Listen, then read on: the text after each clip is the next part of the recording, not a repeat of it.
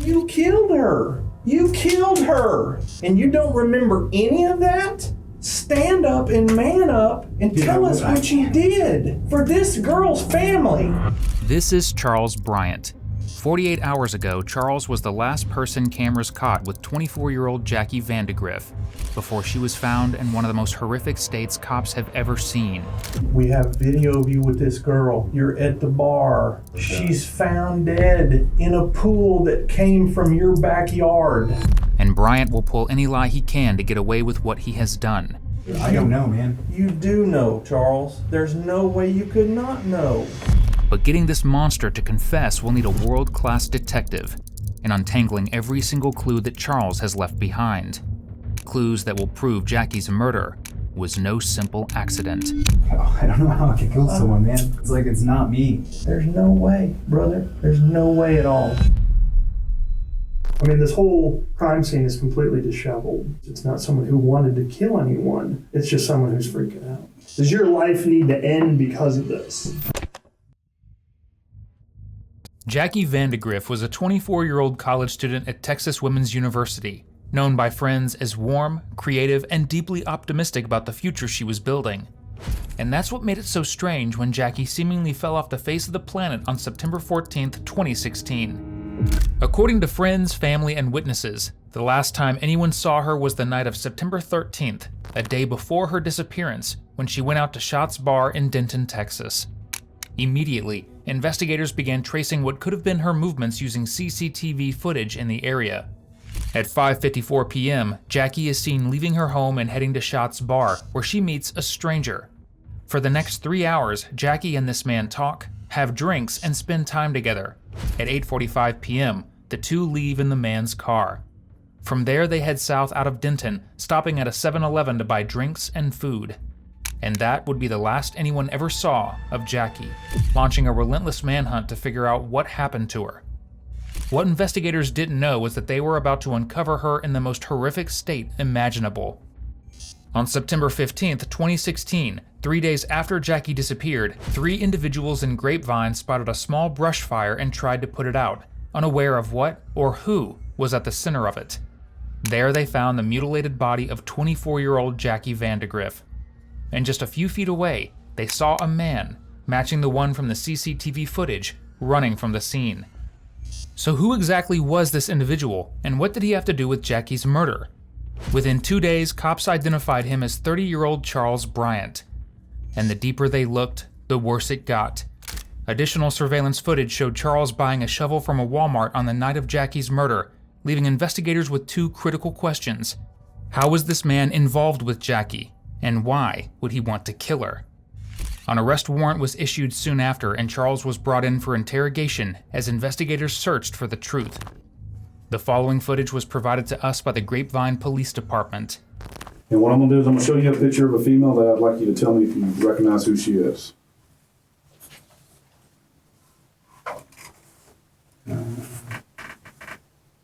We started a bar. Okay. What can you tell me about her? That's about it, I guess. Well, there's always more than just saw her at a bar, is what you're saying? What was it? Tuesday night.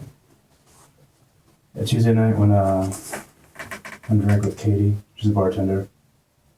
So, Okay, Katie, bartender, where? Public house. Public house, okay. All right, so you're having drinks with Katie, the bartender? Yeah. Is she actually bartend right there? Yeah, she bartends there. Okay. Just a friend. Go get cheap drinks. Okay. So you get there, and we're saying it's Tuesday. You get there about what time then? 6-ish? 7? Okay. Somewhere around 10 now. And we're saying the evening time, obviously. And were you planning on meeting anyone there? Just Katie. Okay. So up there Tuesday, you meet her, and then you said that you did recognize this young lady as somebody up there at that. She was in the bar. She was in the bar. How did that happen? Was she with a group or something, or? I don't know. She was talking to a bunch of girls, and that's like, there's just a bunch of girls. It's Denton. Okay. Well, I mean, as far as, did you ever get to talk to her? Yeah, she was talking to us. She drank. I'll talk to anyone who's there, but I'm not. Okay. Did you ever sit with her, the other girls, ever hang around them and talk to some of them?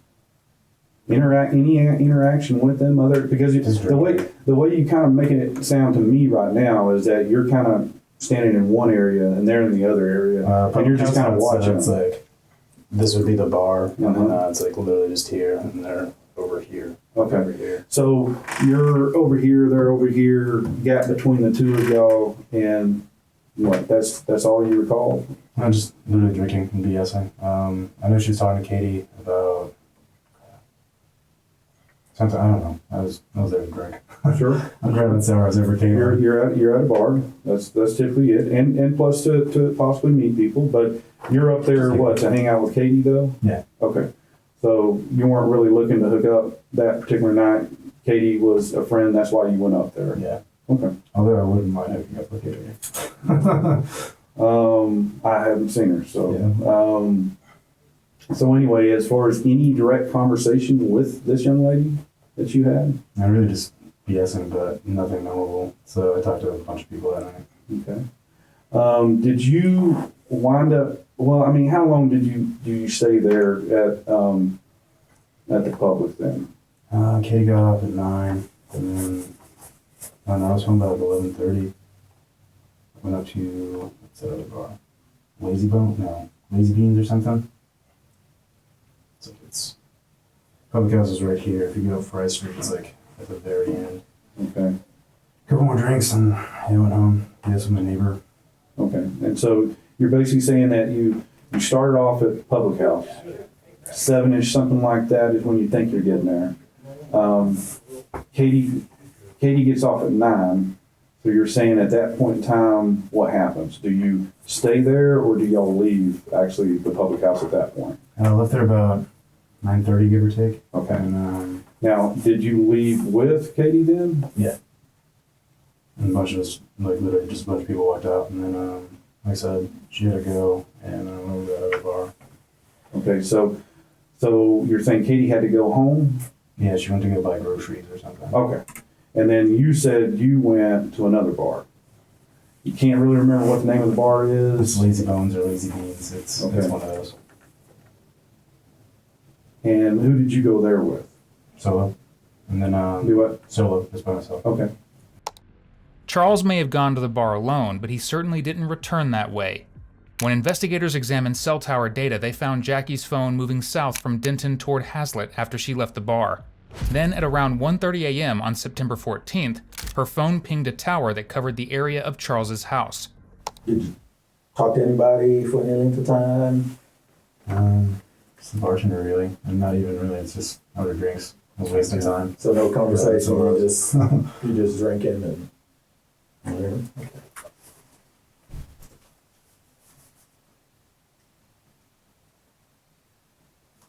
So is this girl missing or something? Exactly what it is. This young lady right here, when I said missing, she's missing from this world of the ones who are alive. This is a homicide investigation. She was located Wednesday morning in our city. So that same girl that you saw, that's why we're wanting to talk to you now. Okay. That's insane.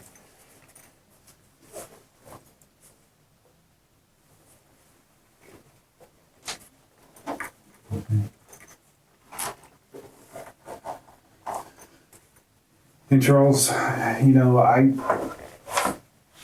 feel confident you know more than what you're telling us on this. This is one of those things that this has happened already, okay? But the thing is you need to really get out in front of this, because what kind of happens is that, you know, if there's charges that are filed against somebody who has committed such a terrible act, it's one of those things that the jury gets an opportunity to kind of hear and see what's going on, Right. to see how this person reacted, maybe when contacted by law enforcement. Is this something they're remorseful for? Is this something that they're going to just completely continue to lie about it, you know? So what I'm doing right now, Charles, is I want to get to the truth. You telling me that you just saw her at a distance is not true. That's like, I don't know her. That's insane. It's like, Okay. That's just blowing my mind now. We have video from those bars at Fraud Street that totally is different from what you're telling us and your interaction with her, okay? So reconsider what you're telling us right now, because every little lie that you tell us, it makes us doubt even the truth that you may want to come up with. So it's jumping on thought. It's like I don't really remember anything. That's insane. Well, I mean, but you saying you're drunker than you thought you were. I mean, you gave us some pretty good details as far as your movements that night. I mean, you pretty much remember where you were, you know, the times you were there, you know, when you got home, whatever, you know, so, you know, that's just, you know, and we talked about, you know, you had something to drink, you were about 6 or 7, you know, but you knew what was going on. Yeah, that's when I got there. The classic amnesia story. So original, aren't we? Between all that memory loss, Charles somehow remembers everything except the murder. So let's quickly recap his version of events. According to him, he went out drinking alone that night. He says he arrived at the bar by himself, recognized a couple of people he'd seen before, but insists nothing about the interaction was memorable. He claims he stayed until around 11 p.m., then drove straight home. Once home, he says he briefly chatted with his neighbor Curtis before heading inside for the night. What Charles doesn't realize is that CCTV footage contradicts, well, everything he's said so far. Bones, but and then talking to the bartender, but yeah. And you know, you got 2 different versions of your level of intoxication here. Is that you know, So I remember leaving. you but, kind of, you know, you had a lot of detail, and then but your detail don't match what we're seeing on video. And you know, you must have been drunk. Now you say you must have been more intoxicated than you thought you were, which I mean, you know, it's pretty, you know, memorable to remember you in a bar or whatever. I mean, you kind of remember the conversation with Curtis. And you remember, you know, basically what the name of the bar you went into. And then drive home, so it wasn't bad. Other than that, like, take a few shots at Public House and then lemon cokes, but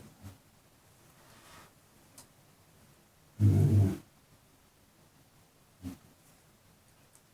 So we got you, according to you, you were in 3 bars that night.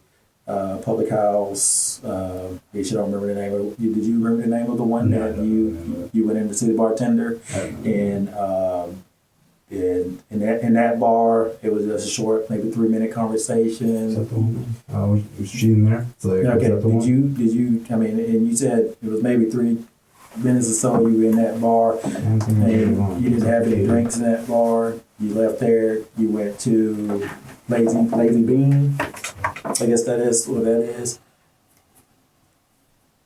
Yeah, it's like I don't remember drinking at that other bar. And then Lazy Bones. Or Lazy Beans, whatever it is. Okay. And there's something that's not adding up with, you know, with what you're saying and then what we're seeing as far as video is concerned. And like Detective Stubblefield said, you know, you had some more conversation with her than you're telling us, because, you know, what we're seeing on video doesn't match up with what you're saying. Because you're saying, you know, girl at a distance, maybe you got part of a name that you don't remember, but from what we're seeing. Time with Katie and I, and then walked out. I really don't remember drinking at the bar. I remember being Lazy Bones. It was raining. And is there any other thing that's rack your mind, you know, any other, you know, anything you're leaving out here, I mean, that you can rack your mind and tell me at this point? Because, you know, like I said, what you're telling us and what we're seeing, and I adding up, we gotta make these stories, you know, jog. And you know, everywhere you go these days, there's video cameras. I mean, there's cell phones, there's everything. I mean, it's bad. You can't hide from nothing these days. I mean, do something outside your house, it's probably on camera. I mean, and you know that. You young guy, you I mean, you're a trainer, so you know that stuff. I mean, you know about Tumblr, Facebook, all that stuff. It's, you don't have any privacy no more. You don't have any privacy at all. Because they don't get blackouts, right? Yeah, I mean, you already told us that. I mean, you recall the details of, according to you, of that night. But there's something missing. There's a gap there somewhere. It's pretty ironic that the detective brings up Facebook here, because on the night of the murder, while Jackie was being killed, Charles was busy making this Facebook post. However, as you're about to find out, that isn't the only piece of evidence detectives have. They have a witness too. Curtis, one of Charles's neighbors. It's a little. I don't know why I would kill someone. And I don't know how it's possible not to remember anything. That's what's blowing my mind. I just woke up like hungover and it's like, all right.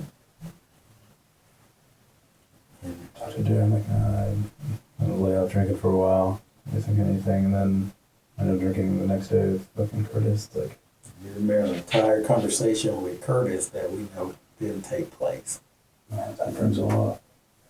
That would have been me. It's like, it's me. There's no doubt about it. It's like, I just don't recall it, man. I don't kill someone. I don't remember anything, man. I don't remember being at my house. I just literally drank with Curtis. Thursday I went to like a studio opening.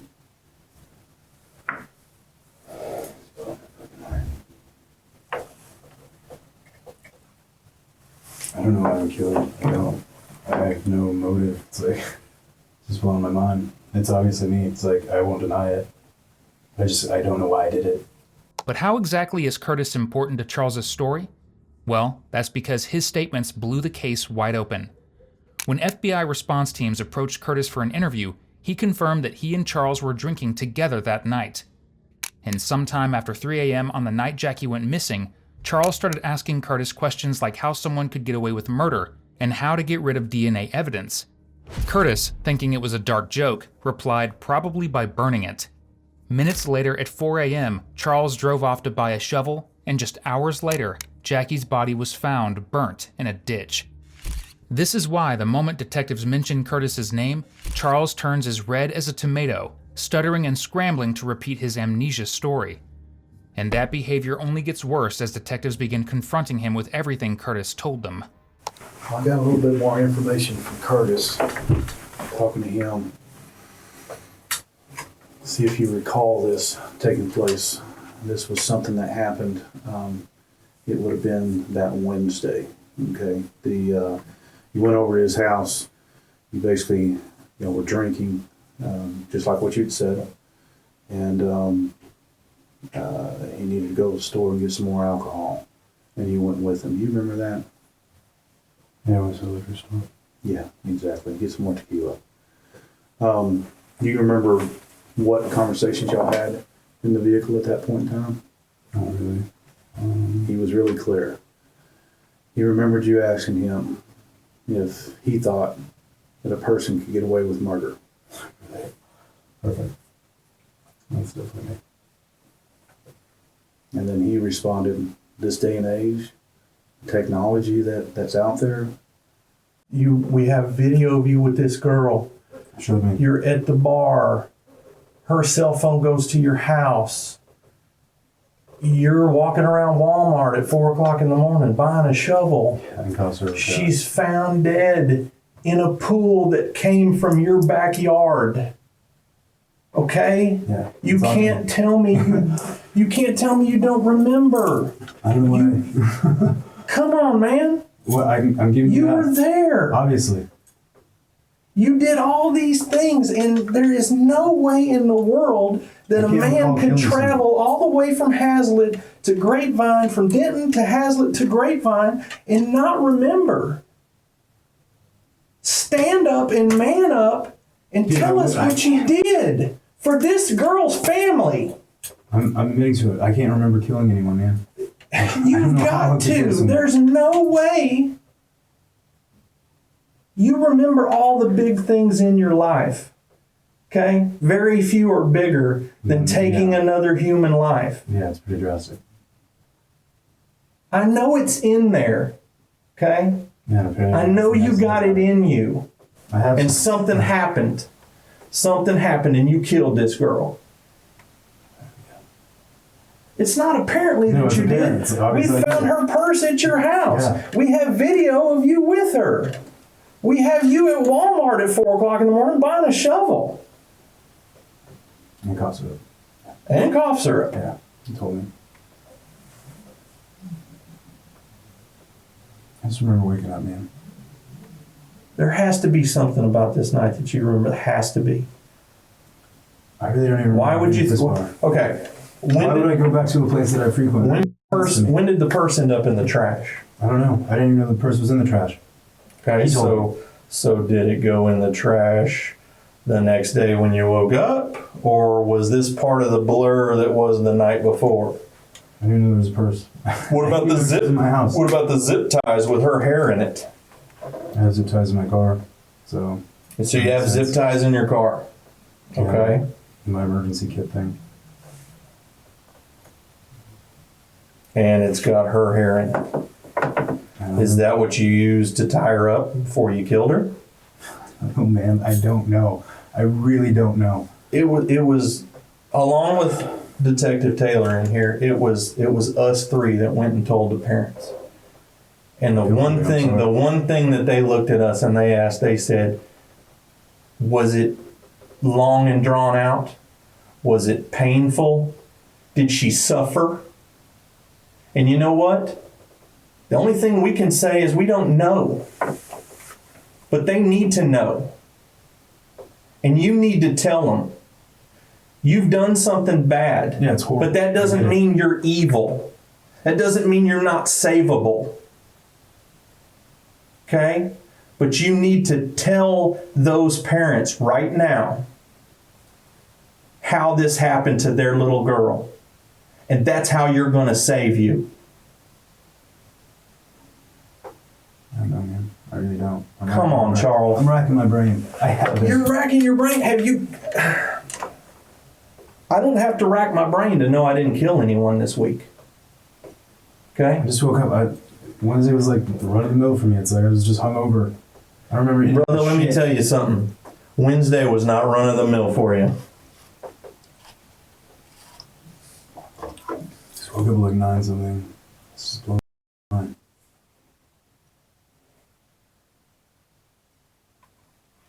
Really, I gave you everything I have. I don't remember. But you haven't, Charles, you hadn't told us anything. All it's been is us telling you what we have. We know. That blows my mind. We know.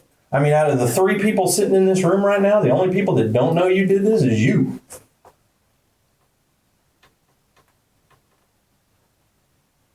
And it's not possible. It's not possible. Let's take a moment to break down every piece of evidence the detective just laid out. Inside Charles's home, investigators found a Texas Women's University bag in the trash, the same bag Jackie was carrying the night she disappeared. In the backyard, they found a blue plastic kiddie pool identical to the one discovered next to Jackie's burnt remains.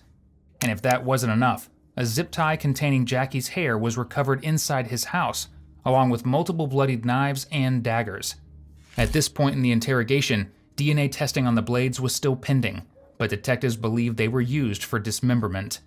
Hey, Charles, you remember I was talking about the neighbor, Curtis, and the conversation you had with him in the truck where y'all were going to get more alcohol?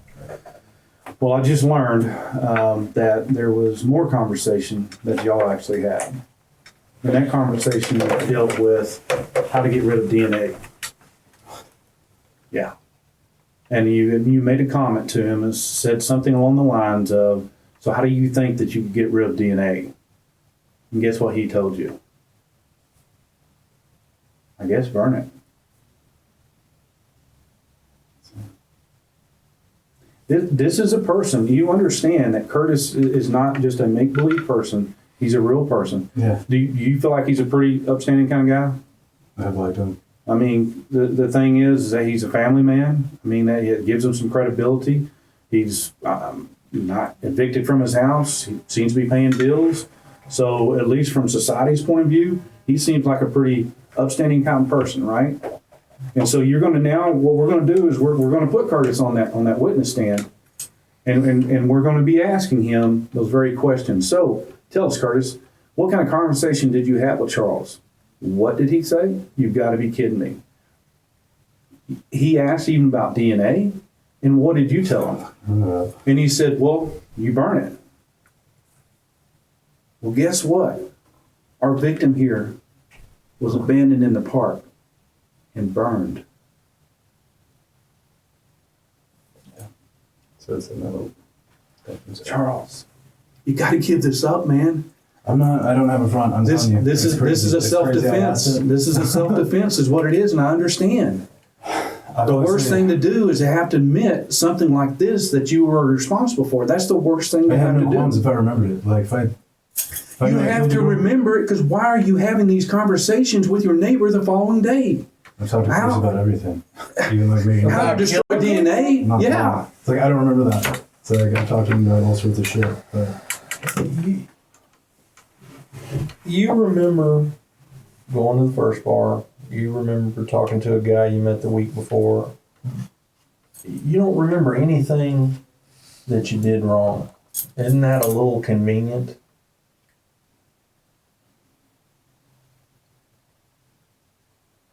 I don't remember leaving. I think you did, okay? And I'm just going to go ahead and I'm just going to throw that out there. I think you did, and I think there's two things that may be going on here right now. Either you're trying to cover I'm admitted to it. by coming up with this I don't know, I was too drunk to know what I was doing thing, or it is weighing on you so heavy what you did to this girl that you're trying to block it out. And I'm telling you, the you'll feel better if you tell us the truth. Not that I'll feel better, because I already got you. I'm telling you, we've got it's on all me. the. I get it. We've got. Hang on a second. Wait, you We've just got- keep reiterating the same thing. I know, I got it. but we've got all these people out here that are pulling evidence out of your house that you did this. Okay, It's on me. I know it's I can't- on you. I cannot remember. I don't know how or why. It's like Maybe I you're, wish I did. Maybe you don't want to think that I did this, but I'm telling you, you did. And the sooner you come to grips with that, I have. Literally, I'm here. I'm talking to you. brother, you have not come to grips with this, because we're talking about Taking someone's life, me losing mine in jail. I get it. I got it. exactly. And I got it. You can't just shrug that off. I'm not shrugging off my life. My life. Get it. But you can't just say Dude, I'm done. it's I'm done with this. mind blowing. It is. I'm literally in jail the rest of my life for something I can't recall. It's like I don't remember leaving with this girl. I vaguely remember even talking to her. I don't remember getting that drunk. I thought I went home alone. I hope someday that you do. Yeah, I'm trying. I've been Because trying so. This is You going keep to. pestering me. I'm not trying to pester you, Charles. I'm really not. You want answers, and I get it. I want answers too because I'm here. It's not just that I want answers. It's that the fact that this is such a terrible, terrible thing that you're not even showing any kind of remorse, concern. You're just kind of like, it's mind blowing, and you're shrugging your shoulders, and you're like, and this, that, and the other thing. But you're not showing anything What am I for supposed this to do? poor young lady. This lady that will never have the opportunity to Never have life. children. She will never, their parents will not have grandchildren. She will never know what it's like to get married. She won't know what it's like to graduate from college. She won't know what it's like to get her first professional job. She won't know any of these things because her life came to an end that night. Yeah, buddy. I mean, I guess I'll just reiterate, what I was telling you earlier, and that is that try to listen to me though, try. And that's because it will eat you.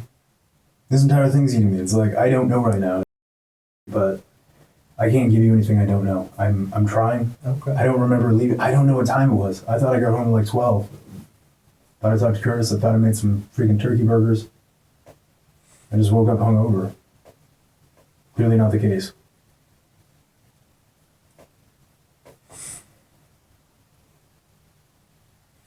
Okay. Well, like I said, we're around. If you want to talk to us again, feel free. And we'll get you on back over there to your cell, and you can, get some rest. I can't sleep now. Well, I mean, you're gonna have to at some point in time. Yeah. In total, this interview with detectives would last just shy of 5 hours. And throughout all of it, Charles would continue to stick to his amnesia story and refuses to elaborate on anything, while increasingly looking like a deflating red balloon. But that would change once Texas Ranger James Holland walks into the room. Now, I don't know about you, but if a man who is literally called the serial killer whisperer sat down across from me, I would probably be staining my pants brown.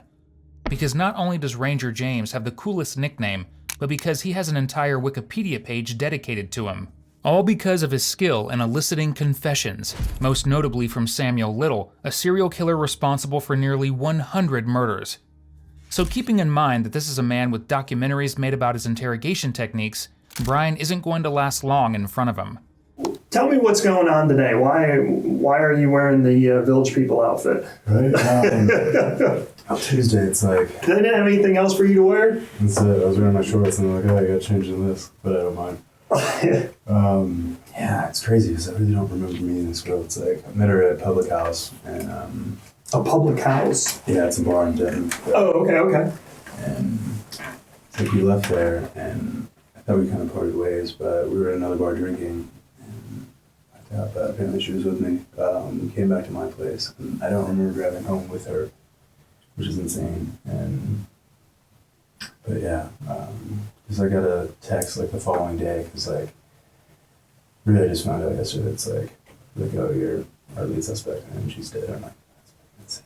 But one of my clients, she texted me. She's like, oh yeah, there's a body found in it's like Grapevine Lake area. And just like we were close to that area. I'm like, that's fucking insane. And I was like, oh, let's just train somewhere else the following day because we're supposed to train on Friday morning. But yeah, that was me, and it's just nuts. Like I don't even know this girl. It's like I don't remember her name, and it's blowing my mind because it's so out of character for me. It's like I'm not an angry guy. I'm not aggressive. It's I don't know. I've been trying to think over it last night, and I just don't remember leaving with her. It's like because all I remember is like she was this tiny little thing. I commented on that because I went and saw my friend Katie, and she's a bartender, and we were drinking there, and I've been there pretty much all day, just because I was going through some crap with my ex, and called a lawyer, blah blah blah blah, and I just went to go drink with Katie, but I don't think I was that drunk. I remember going home, and I thought I went home alone, but I didn't. But I'm taking it's like all the evidence is on me. It's like I'm just. I can't remember doing it, but it's me. It's totally me. There's no doubt about it. But I just want to go forward with it. I don't know where I'm gonna go. It's, Right. It's jail. I'm fine with that. And, one of the detectives yesterday was saying that Texas has a death penalty. I'm like, all right, great. I'm gonna die in jail, but I can't fight it. It's obviously me. I can't remember doing anything because they gave me time frames, and I was like. I woke up at like 9. I just felt like really groggy and tired. I thought I was just hungover, but yeah, they're like, you're here, here, and here. I'm like, but. Do you have any drugs, or did someone slip something in your drink, or? I don't think so. I was just drinking, and I didn't really eat or anything. And I was drinking more after I left the bar. I had like more liquor and stuff. From the get-go, Charles knows he's cooked, for lack of a better word. But just how cooked is something Ranger James will make terribly clear for him. Killing someone? There's no benefit. It really just fucks my life. No, but moving forward, I mean, that's happened. Okay, that's done. You know, you're not denying anything. Obviously, you know that you did it, and I could pull out picture after picture of forensics. It's a done deal. I mean, your DNA's all over the place. Her DNA's all over the place. I mean, witnesses. 2 different people dumping the body, and and then just the anomalies, digging a hole at 4 o'clock in the morning in your backyard. I mean, there's buying a shovel at Walmart. I mean, there's just all kinds of really weird shit going on. I mean, to me, it seems like a guy that something went wrong and then you just basically freaked.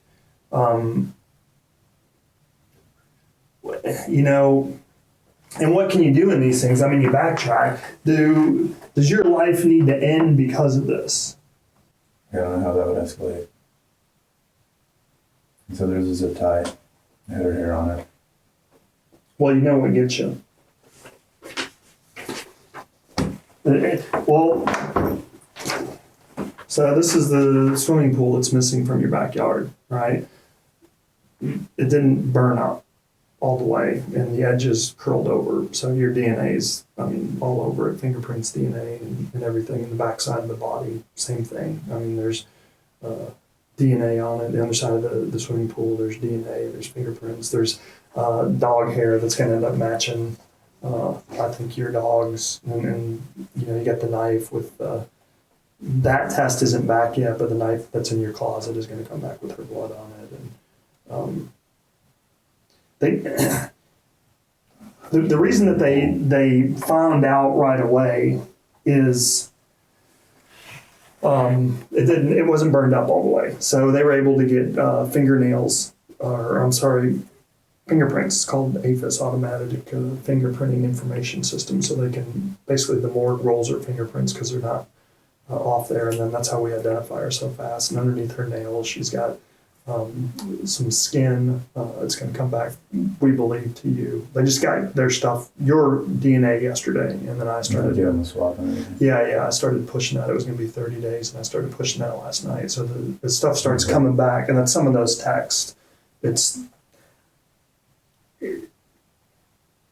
I asked them to update me as we go through, so I know definitive things. I can already tell you what's going to be there, but the swimming pool, your DNA on her body, or what's going to end up being your dog's hairs in the pool on her clothes. I mean,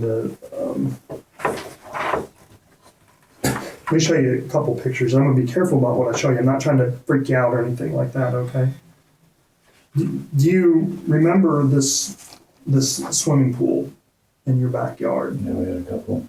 Okay. And, I mean, did you notice that one of them was missing? I didn't even think about it. Like, our backyard's kind of trash. That's where one of them was. But your roommates got you out there at 4 o'clock in the morning. Here's the other one that's matching. You got two of them. One's gone. But your roommates got you out there at 4 a.m. digging a hole in the backyard. Let's see if I got a picture of the swimming pool where you dug a hole. But you're digging a hole basically where that swimming pool was, and he said you're putting in a kiki pond. You remember that conversation with him? Koi pond. Koi pond, yeah. You remember telling him that you were putting in a koi pond at 4 a.m.? God, about a koi pond, that's crazy. I remember digging a hole. It's like I saw the shovel next morning and so she's wearing a gray shirt basically, right? But this is what's found on her body, and I mean you know about DNA, mitochondrial, touch DNA, and all that stuff. Can fire destroy DNA? Absolutely, 10,000%. But you got to burn it, huh? If everything is just right, yeah.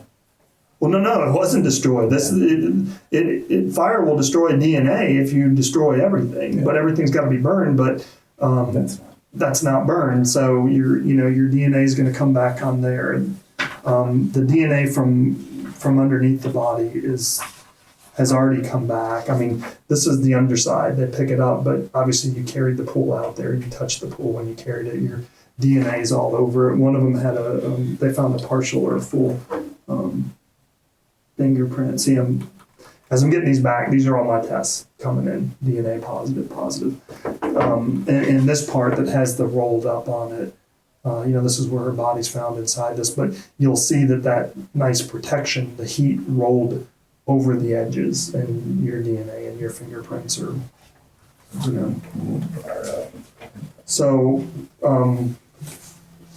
a bag, some of the stuff was wrapped in a bag, but the bag didn't burn. Well, mitochondrial DNA is on there. I mean, between YSTR, full range DNA, and mitochondrial DNA, I mean, you're all over it. And then, do you have a stomach? Can I show you a picture that's a little, all right. The fingernails are intact, your DNA, underneath the fingernails. So, how How good is your? Can I show you a disgusting picture or not? Yeah, you can. All right, the back of the body, your DNA's on it, mitochondrial touch DNA. After laying out exactly why his life is over, Ranger Holland shifts gears and starts appealing to the only thing Charles truly cares about in this world, himself. Again, it doesn't need to be a game ender. Is it a game changer? Yeah, I mean, there's obviously consequences, but there's something there, and that's what we need to come back to. Do you remember fighting with her? Do you remember her coming on to you? Is there a chance that she's, trying to get on you and you just don't want it, and she gets mad? Going around at the bar, to video that, or making out there? I don't think you're making out at all at the bar. I think you're both there together, but you're both drinking together. And then you leave in your vehicle, silver Mitsubishi, something SUV. Yeah. But I mean, do you remember macking down with the girl? I mean, she's on to you. That's pretty obvious from the videos. I mean, she's all over you. She's digging you. She's wanting you. You're kind of like, lone stud out there. Your eyes still wandering around. You're still looking at the, different pieces. You don't seem to be locked into anything. I mean, the chick is definitely into you, though. And that's why I'm wondering, this chick's throwing herself at you, right? I mean, would you agree to that? Seems like it from what I'm seeing.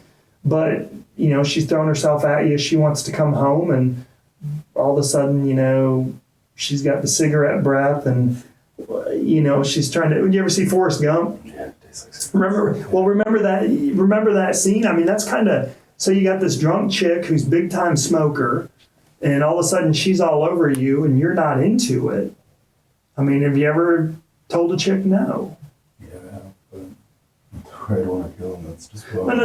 But I'm not. But if you've told a girl no before, I mean, there's been points where you're just not turned on. Maybe she's got vomit on her because she just threw up all over herself, or it's your best friend's girlfriend or something like that, or. She looks like your sister, I mean, there's all kinds of weird shit that goes on, but I mean, you're a stud. You can go out there and knock it out of the park whenever you want to. There's no doubt about that. I mean, I can look at that video. I can look at you. I can, hear what your roommate's saying. I mean, you're Daddy Mac out there. I mean, you don't need to pick up table scraps, right? I mean, this girl's cute, but she's not, she's not a 10. I mean, she's a long way from what your roommate describes. I want to see some pictures, man. I mean, You guys having fun? well, we looked at them. There's some pretty good looking girls on your phone too, but that's what I'm getting at. Is there, a possibility that this chick comes on to you and she just? Let me tell you something. What is one thing? You ever broke up with a girl? Well, let me ask you this: you ever been stalked? Yeah. Yeah. And the girl thought I was actually going to go meet. Actually, it's pretty stalkerish, but. Okay, and how does that happen? Is that from a girl that broke up with you? Does she turn around and stalk you? Not so much. Usually part ways with him. This is an absolutely brilliant move by the detective, because the stalker in that relationship wasn't the girl, it was Charles. To protect her privacy, we will refer to her as CM. Now CM saw who Charles really was and kicked him to the curb and broke up. After that, Charles began relentlessly stalking her dorm at Texas Women's University, to the point where the university had to ban him from campus. And even then, he kept trying to send her flowers, which earned him a trespass notice, followed by an arrest, and then a jail cell. Who stalks you? It's the girl that you kicked to the curb, right? Why? Because they can't take rejection. All right? So have I ever seen anything like this before? Yeah, I worked a case up in Cook County, same exact thing, where a girl, she looked okay, but the dude just wasn't into her. And, she was slamming down a bunch of drinks, trying to act drunk, and he just didn't want any part of it. And she basically, it sounds stupid, but she basically tries to and he's not going to have any of it. And she goes completely apeshit nuts and attacks him, and he basically ends up defending himself. Are there things like that out there? Yeah, I think there's tons of possibilities, but, you kind of got to let us know what's out there. And if there's not, then there's not. But that's the reason to work through it. Because... Left there in my car. It was an hour and a half before we're back in my place. You remember macking down at your place? I don't remember bringing her home, man. I don't. Did you hit it? That's not really my alley, but apparently. Well, I don't know. I mean, that's what I'm saying, though. I mean, what's the chance that you hit it and then, you know, you want to get the chick out of there and she wants to move in and she's, you know, showing you wedding photos of, you know. She wants. Yeah. Oh, by the way, I'm not on the pill and I think I'm probably pregnant now and, you know, we're going to go ahead and get married next week and I'm moving in with the kids. But, you know, girls can be crazy, man, you know, but that's the part you need to kind of figure out, wrap around what occurred, what happened, where did things start going south, why did they start going bad? Yeah, drastically horribly bad. Yeah, and again, I talk about, you know, the mitigation of things. This doesn't look good right now. No, but if there's a plausible reason that these things happen, you know, a mitigation of why this occurred, you know, what's the chances that the chick freaked out on you? For the next 3 hours, Ranger Holland puts Charles into a questioning trance, breaking him down with evidence, then building him back up by giving him an out and playing directly into his narcissism. Through it all, Charles explains how, after leaving the bar, he and Jackie got into his car, made out, and then drove to a secluded spot to, you-know-what, in the back seat. And while pulling those details out of him, Ranger James somehow manages to fit in a pizza break and a guided meditation for nearly an hour and a half. Now, I'm just a narrator. I'm not going to pretend I fully understand the internal monologue or strategy of a genius interrogator, but I can tell you one thing, it works. Because Charles is about to crack, starting right at the part where he describes the two getting intimate in his car. Okay, and walk me through exactly what is going on. Your is inside. Okay, and your is she off the ground or is she laying flat on the ground or? Okay. Yeah, then she's unresponsive. Did she ever say anything or did you hear anything?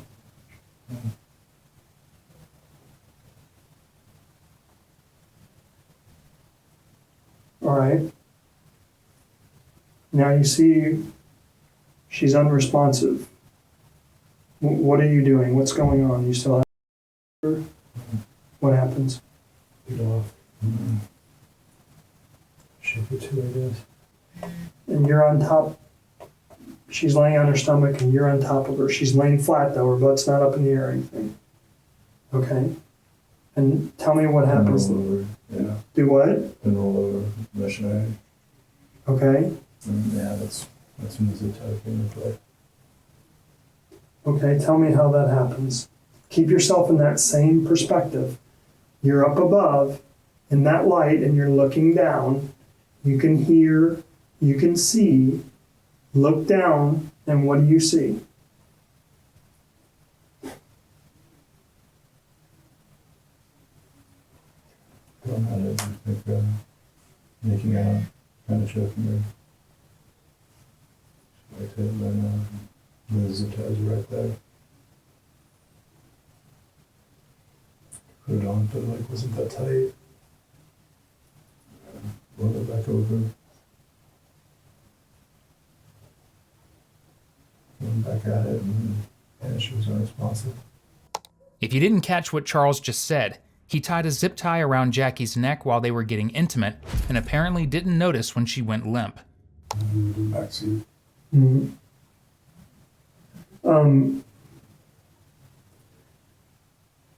So consensual, all right, so you're having consent. And the next question that she's going to ask me about, how does the asphyxiation thing go into it? You're on top of her and you start strangling her with one of your hands. Okay. Is this like one of those, okay, I'm going to try this and see if she digs it, or? It wasn't even hard or anything. Like we're making out. Just, and then I'm just like, I like that. Okay. Has she said she'd done that before, or? No. Okay. So you start doing that, she likes it. And then the whole flex cuff thing, how does that come about? Where does that come from? I think they were just there when I saw them. I mean, did you talk to her about that, or? I don't recall. I don't think so. Okay. And as you go to put this around her, I guess you connect it while it's around her throat. In other words, you don't put it together and then slip it over her head. Okay. And what's her reaction when you're doing this? Is she pushing you off, or is she saying anything? Didn't fight or anything. Okay, no fighting going on. And she doesn't say anything. She doesn't say stop or, okay. And so you put this on, and initially you put it on fairly loose. Yeah. Okay, and now she's on her back, and you're basically missionary, I guess. Yeah. Okay, and then when does it start getting tighter? Does she ever adjust it, or do you adjust it, or? I had to bend when we turn back around. Okay, so then she lays over on her stomach. Do you flip her over, or does she turn over, or how's that go? I get off her and she turns around. All right, but she's laying, I mean, with her butt all the way down, and you're on top of her. Okay. And are you grabbing it in any way, shape, or form at that time? No. It just kind of tightens up on it on its own. Yeah, I didn't readjust it after that. Okay. Did you see where the front part of it was? You know how it tightens? Where was that? Was it under her body or behind her? Or? It was to the side. Okay. This way. Ranger Holland asks about asphyxiation for a reason. Jackie had injuries between her C2 and C3 vertebrae, which are commonly associated with strangulation. So the question is, you're in the backyard and you're sitting there thinking, what are the options that you're weighing? What do you come up with? So they just gotta get rid of the body, I guess. Okay, so at that point, you're just scared. You don't want this to ruin your life. Okay. And what options do you go through in your mind? Obviously, I guess you think about just burying her in the backyard. Okay. And go show come back to work. How long do you sit there and think about what you're going to do? Minutes, if that. Okay. And then you go get the shovel. And so the next thing that she's going to ask about is, it's a weird way of getting rid of a body, right? They don't see that. That's why it's all over the news. With the head removed. Why do you do that? That's the other thing that she's going to want to know. I mean, you said something about it was easier to carry the body. Was there any other? Was there anything else weird going on? I mean, were you I talked about picturing this girl as someone else. Was there a time that you pictured her as this girlfriend that did you wrong, or did anything like that come into play? No. Okay, so I mean, this is just Jackie is Jackie. Didn't have anything against her. Did she do anything bad? Did she attack you? Did she nothing like that? Okay. So I guess at the end of the day, you cut up the body, and that's more or less just to make it easier to get rid of. Okay. So there's one part here that I know you don't want to talk about, but again, it's corroboration. Okay. They obviously have the body. They know exactly what's been done to the body. The gas didn't, you saw, the one picture. I mean, the gas didn't do much to destroy anything. And, that's why I'm asking you questions. Well, one, to bring back what occurred. That's why I'm asking you about the body stuff.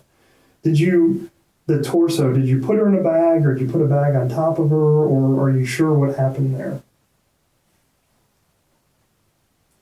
Bag. All right. Yes, if something was missing. And that's what I know you don't want to talk about. I'm just trying to think. It's like. And understand the significance of that. Okay, so Jim, you've got this guy, and you're saying that he's being honest, and you want me to believe his story. Yeah. Okay, but he hasn't told the whole story. He's held something back. And she's going to ask me, is he hold something back? Well, what's my answer? Yeah. And that's what you have to deal with. The body had a certain cut to it. And you need to fill in that blank. And that's the corroboration that he's being completely honest. And there's just no way around it, because it's there. It's in the pictures. It's in the coroner's report. It's I guess. Okay, what did you take out? Cartons. Which one, or both? Both. Heart. Okay, did you do anything to the heart after you took it out? Are you sure? And again, these are things that you would remember, and I know that you don't want to talk about these things, but trying to piece together, it's like, yeah. the only thing I can actually see vividly in my head is like her arm. Like I can see that.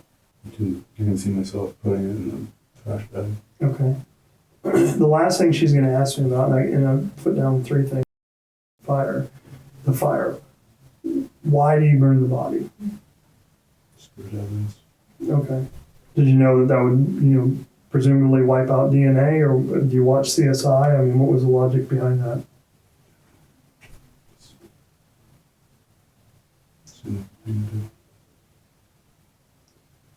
Did you pour any gas into the body? Don't know, not directly. By any means. Okay. And that gas can, that's the one that's in your garage? Yeah. Did you have to stop and fill up with gas on the way, or did you already have gas in it? There's gas. Mm-hmm. With this, Charles's interrogation comes to a close shortly after. Ultimately, when he went to trial, his defense was that this was not premeditated murder, as Jackie had allegedly passed away during intercourse. By 2018, the jury wasn't buying any of it. Charles Bryant was convicted of capital murder and sentenced to life in prison without the possibility of parole. Thank you for watching today's video. Whether you're new here or have been with us for a while, check out one of the craziest cases I've ever covered right here, or one of my newest uploads right here.